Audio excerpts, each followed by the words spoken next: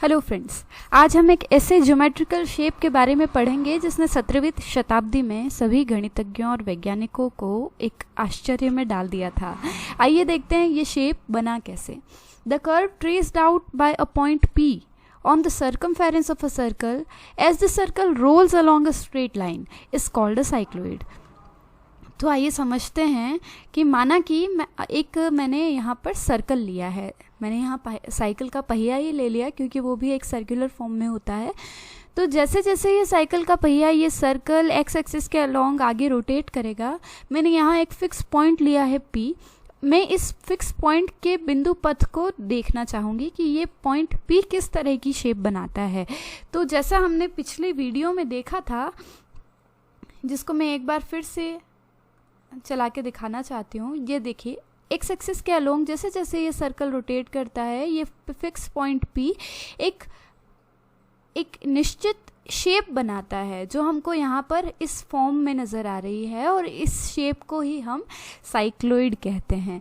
आइए देखते हैं इस साइक्लोइड की पैरामेट्रिक इक्वेशंस क्या होगी। तो हम यहाँ देख सकते हैं कि यहाँ जो सर्कल हमें दिया है जिसका सेंटर C है, वो एक्स एक्सिस के अलोंग रोटेट कर रहा है, राइट। और जिसकी प्रीवियस पोजीशन जो थी, ये जो P था वो पहले ओरिजिन पर था, O पर था, और इसने यहाँ से O से लेकर T तक की डिस्टेंस ट्रेवल करी है। तो हम देखते हैं कुछ चीज़ें कि भाई यहाँ पर P के कोऑर्डिनेट्स क्या हो जाएंगे। हम जानते हैं, अगर माना कि P के कोऑर्डिनेट्स x, y हैं, तो हम यहाँ x और y की वैल्यू निकालने की कोशिश करते हैं। तो हम देखते हैं कि देखिए, ये जो x है ये यहाँ तक की डिस्टेंस है, राइट। ओरिजिन से यहाँ तक, इस पॉइंट तक की डिस्टेंस है x, और y जो है वो ओरिजिन से ये डिस्टेंस है, राइट। हम देख सकते हैं कि x की वैल्यू OT माइनस PQ के इक्वल है। यहाँ से लेके यहाँ तक की लेंथ PQ है, OT में से PQ को सब्ट्रैक्ट कर देंगे तो x आ जाएगा। तो हम लिख सकते हैं कि x हमको प्राप्त होगा OT माइनस PQ से, और हम जानते हैं कि OT क्या होगा।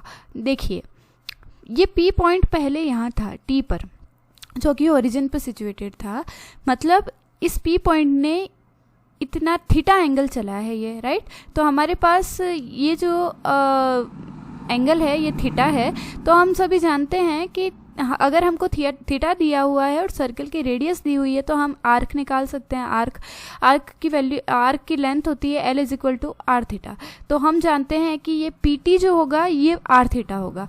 क्योंकि PT r थीटा है तो PT के इक्वल लेंथ OT की भी होगी, क्योंकि ये सर्कल जो है वो यहाँ से रोल करके यहाँ तक गया है। तो ये जितना ऊपर गया है उतना ही मतलब OT और PT की लेंथ बराबर होगी, ठीक है। तो OT की लेंथ क्या आ जाएगी हमारे पास, r थीटा, क्योंकि L = r थीटा होता है, हम जानते हैं। तो हम OT की जगह r थीटा रख सकते हैं, r थीटा माइनस PQ क्या है यहाँ पर, PQ हम इस ट्राइंगल से निकालेंगे आगे। तो एक बार मैं यहाँ PQ ही लिख देती हूँ। तो x = हमारे पास आ रहा है r थीटा माइनस PQ। आगे हम देखते हैं y = क्या आएगा। y देखिए, y जो है ये लेंथ है, इसका अर्थ है कि TC माइनस QC करने पर हमारे पास y आ जाएगा। तो TC माइनस QC, और TC हम जानते हैं और कुछ नहीं, इस सर्कल की रेडियस है, तो इसकी वैल्यू r है। तो TC की जगह अगर मैं r पुट कर दूँ तो r माइनस QC, ये हमारे पास दो वैल्यूज़ आई है। अब हम देखते हैं PQ और QC की क्या वैल्यू होगी। माना कि मैंने इस पॉइंट से इस रेडियस पर एक परपेंडिकुलर ड्रॉ किया है, तो ये जो लाइन है ये PQ है।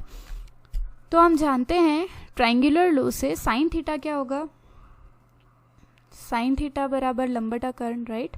तो परपेंडिकुलर अपॉन बेस। तो आप देखिए, ये एंगल थीटा है और ये इस पर जो है वो परपेंडिकुलर है, राइट। तो PQ यहाँ परपेंडिकुलर है और CQ जो है वो बेस है, क्योंकि थीटा यहाँ बन रहा है, राइट। तो जिस पर बेस पर हमेशा थीटा एंगल बनता है, ये हम पढ़ चुके हैं पहले ट्राइंगुलर लॉ के अंदर, पाइथागोरस थ्योरम के अंदर।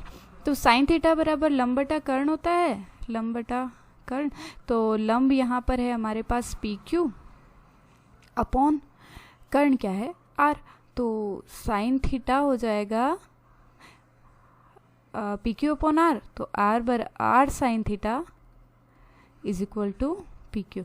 मतलब मैं पी क्यू की जगह आर साइन थीटा लिख सकती हूँ, यहाँ पर मैं पी क्यू की जगह आर साइन थीटा लिख सकती हूँ।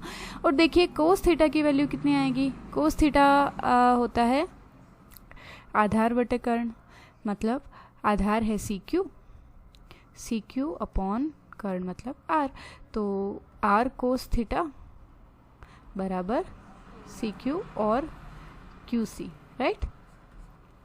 तो यहाँ मैं क्यू सी की जगह आर कोस थीटा लिख सकती हूँ। तो हम देखते हैं x इज इक्वल टू हमारे पास आएगा R theta minus R sine theta,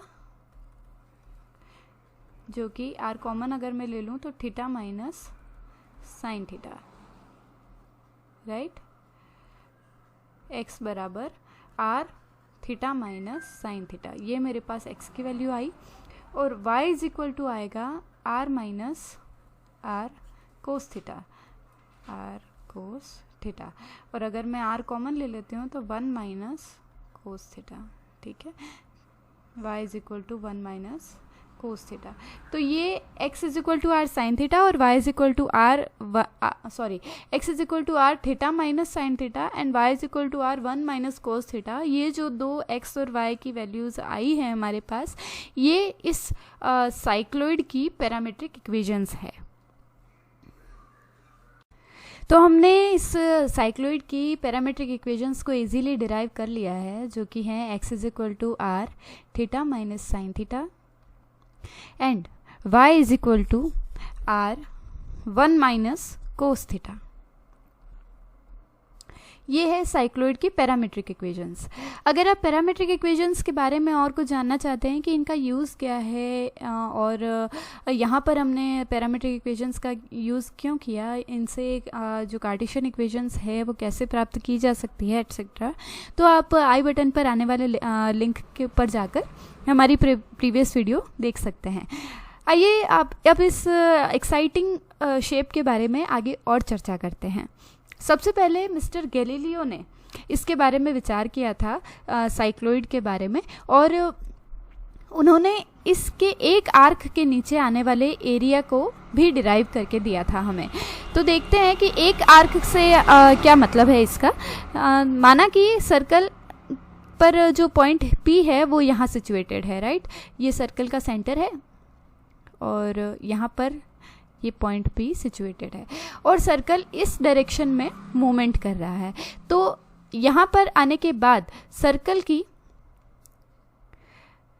अगर हम इस रेडियस को यहाँ पर फिक्स रखें ताकि हमें पता चले कि इसने कितना एंगल रोटेट किया है, तो यहाँ पर P बिंदु जो है वो यहाँ आ गया, तो इसका मतलब इसने ये जो एंगल थीटा है ये रोटेट किया है। मतलब हम देख सकते हैं कि ये 90 डिग्री से ज़्यादा ही है।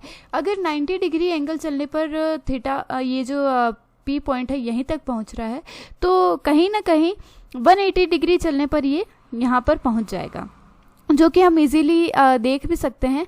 अगर हम यहाँ पर अज्यूम करें ये सर्कल और ये इसका सेंटर है, ये थीटा इसकी ये इसकी रेडियस r नीचे तक, और यहाँ ऊपर तक ये भी इसकी रेडियस r है, और यहाँ ये पॉइंट P यहाँ पर है, राइट, सिचुएटेड है। तो हम ये देख सकते हैं कि ये जो एक आर्क है, 1 आर्क जो कि यहाँ से यहाँ तक है, तो इसकी जो हाईएस्ट लेंथ होगी ये 2r के इक्वल होगी, राइट। ये आप समझ चुके होंगे, r प्लस r 2r के इक्वल होगी। ये एक इम्पॉर्टेंट फैक्ट है, आपको याद रखना है। और इस 1 आर्क की जो लेंथ होगी, 1 आर्क की लेंथ से मैं इस लेंथ की बात नहीं कर रही हूँ, मैं वो डिस्टेंस देख रही हूँ एक्स एक्सिस पर जिसके अलोंग इसने रोटेशन किया है, राइट। मतलब अगर मैं इस पॉइंट को A नाम दे दूँ और इस पॉइंट को B नाम दे दूँ, तो A से B तक की डिस्टेंस जो होगी वो हम समझ सकते हैं कि सर्कल ने यहाँ से रोटेट करना शुरू किया है और यहाँ पर आने पर पूरा रोटेशन जो है वो 360 डिग्री का रोटेशन कंप्लीट कर दिया है। इसका मतलब ये है कि सर्कल की सरकमफेरेंस जितनी होगी उतनी ही AB की लेंथ होगी। इसका मतलब AB की लेंथ होगी 2πr, राइट। ये हम समझ चुके हैं। अब हम देखते हैं कि area under one arc of a cycloid, इसको डिराइव करने के लिए अब हम नेक्स्ट वीडियो के अंदर हम एरिया अंडर वन आर्क और length of one arc of cycloid derive करेंगे। यहाँ पर मैं आपको फॉर्मूला बता देती हूँ। Area under one arc of cycloid होता है 3πr², जो कि मिस्टर गैलीलियो ने दिया था, और length of one arc of cycloid होती है 8r। इसकी डिराइवेशन हम नेक्स्ट वीडियो में देखेंगे। आइए आगे चलते हैं। जब साइक्लोइड नया सा मैथमेटिक्स के दुनिया में आया तो इस पर सभी वैज्ञानिकों ने और गणितज्ञों ने काम करना शुरू कर दिया। उनमें से एक महान गणितज्ञ थे जॉन बर्नूली। जॉन बर्नूली ने साइक्लोइड को लेकर एक इंटरेस्टिंग सी प्रॉब्लम बनाई, जिसको हम कहते हैं ब्रैचिस्टोक्रोन प्रॉब्लम। इन्होंने क्या कहा, देखिए, find the curve along which a particle will slide in the shortest time. हमको एक ऐसा कर्व फाइंड आउट करना है जिस पर कोई भी पार्टिकल जो है वो स्लाइड करे। जैसे कोई बॉल हो गई, हम स्लाइड पर रिपस पट्टी पर जैसे रिपसते हैं, राइट, उसी तरह से अगर हम किसी पार्टिकल को स्लाइड कराएं तो शॉर्टेस्ट टाइम में, सबसे कम टाइम में ऐसा कौन सा शेप होगा जिसमें पॉइंट जो है वो, जो भी हमारा पार्टिकल वो है, वो ए से बी तक पहुंच जाए। ये प्रॉब्लम जो है वो स्विस मैथमेटिशियन जॉन बर्नूली ने 1696 में दी थी। इसका अर्थ ये है कि एक पॉइंट है ए, एक पॉइंट है बी, जो ए से थोड़ा नीचे है, मतलब जो मोमेंट है वो ग्रेविटेशनल फोर्स के कारण होनी चाहिए, राइट। तो यहाँ से बनने वाले अब देखो, मैं इसके लिए बहुत सारे पाथ बना सकती हूँ। एक तो अपना स्ट्रेट लाइन जो स्लाइड होती है, जो बच्चे रिपसते हैं, राइट। एक मैं एकदम स्ट्रेट अगर पाथ इसको डायरेक्टली यहाँ से गिराकर और फिर ए बी पर लेकर जाऊँ, या फिर मैं एक सर्कल बना दूँ अंदर, या फिर मैं एक साइक्लोइड बनाऊं। मैं एक साइक्लोइडल पाथ पे इसको मूव कर पाऊँ।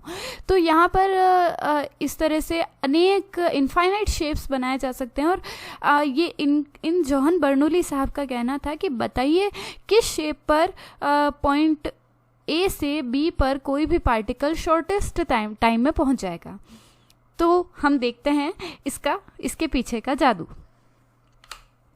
यहाँ पर देखिए, इन दोनों ने एक बहुत इम्पॉर्टेंट और बहुत अच्छा एक डेमोन्स्ट्रेशन किया है। आप इस GIF में देख सकते हैं कि इन्होंने 3 पाथ लिए हैं। एक तो स्ट्रेट लाइन है, एक है अपना स्ट्रेट कर्व, और बीच में है साइक्लोइडल कर्व। ये जो है ये साइक्लोइड है, राइट।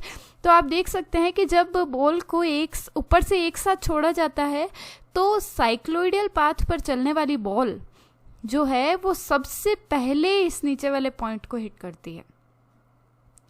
यही सेम आप नीचे वाली इस GIF में भी देख सकते हैं कि अगर 3 बॉल्स को एक साथ ऊपर के पॉइंट से, ऊपर की हाइट से छोड़ा जाता है, तो आप देखिए साइक्लोइड वाले पाथ के ऊपर मूवमेंट अगर वो बॉल करती है तो सबसे पहले ए से बी तक पहुंच जाएगी, भले ही उसकी लेंथ बाकी की जो भी हमारी शेप्स है उनकी लेंथ से ज़्यादा क्यों ना हो। है ना इंटरेस्टिंग। आइए एक और इंटरेस्टिंग फैक्ट इस साइक्लोइड के बारे में मैं आपको बताती हूँ। अब हम आपके लिए एक और इंटरेस्टिंग प्रॉब्लम लेकर आए हैं जिसका नाम है ट्यूटोक्रॉन प्रॉब्लम, जिसको डच फिजिसिस्ट हाइगेंस ने प्रपोज किया था।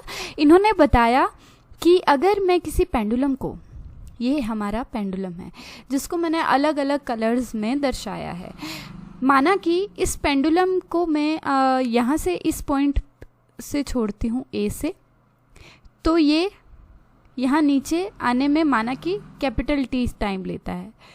तो अगर मैं इसको ए से ना छोड़कर अगर बी से छोड़ूंगी तो भी ये नीचे तक आने में कैपिटल T टाइम ही लेगा, और अगर मैं इसको C से छोड़ूंगी तो भी समय उतना ही लगेगा।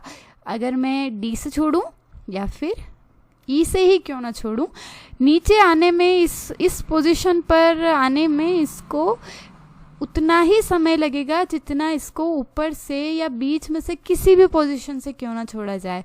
कंडीशन ये है कि इसका पाथ जो है, ये जो पाथ है ये जो डॉटेड लाइन में जो आपको पाथ नज़र आ रहा है ये साइक्लोइड होना चाहिए। ये पाथ कैसा होना चाहिए? साइक्लोइड। वैसे ही यहाँ पर मैंने एक प्रॉब्लम और बनाई है। मैंने एक ऐसा बॉक्स बनाया है, ये एक ऐसा बॉक्स है जिसकी ये जो स्लोप है ये साइक्लोइड है। ये जो स्लोप है वो साइक्लोइड के शेप का स्लोप है। तो इससे हमारा मतलब ये है कि अगर मैं इसके अंदर एक बॉल छोड़ती हूँ, अगर मैं बॉल यहाँ से छोड़ूंगी तो भी उसको यहाँ पर पहुँचने में उतना ही समय लगेगा जितना मैं यहाँ से छोड़ने पर उसको नीचे पहुँचने में समय लगता है। इसको आप इस GIF की मदद से और इंटरेस्टिंग तरीके से देख सकते हैं। देखिए,